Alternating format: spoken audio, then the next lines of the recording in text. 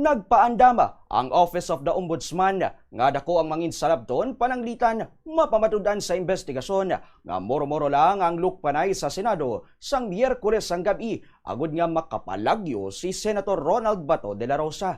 Suno kay Remulla, nabatian na sini ang mga alegasyon nga drama lang o conscripted ang natabo apang ila iniimbestigaran sang maid-id kag patas sandig sa ebidensya kag kamatuoran. Ginanunso sini nga isabpina nila ang closed circuit television o kon CCTV footage sang Senado sang among nga gabi. Ipatawag ang investigaran man ang tanan nga involved. Lakip na ang National Bureau of Investigation, ang Senate Security Personnel, ang kapulisan, pati na si Senator Robin Padilla nga katapusan nga kaupod ni Bato, kag si Senator Jinggoy Estrada nga nakamensunar sa isa ka video nga itago ang CCTV. Papasahon man sang affidavit ang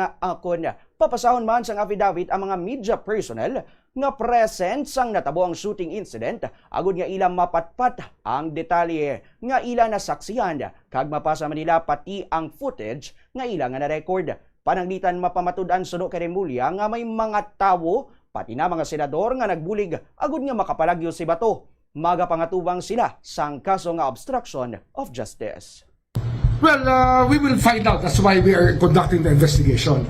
There are allegations na ito ay ginawang moro-moro, scripted. Tingnan natin kung scripted ito. We will find out from the facts as we are able to gather everything properly. Sir, last on the... So we will ask our friends from media to submit their own affidavits para ma-narrate nila yung pangyayari together with the footages that they took. Para malaman natin lahat. We will ask them. We will ask our friends in media. We will ask the PNP. We will ask the DILG. We will ask the NBI about this. Baka mag-overlap lang to sa DOJ investigation, but we can deal with that. I will talk to the Secretary of Justice.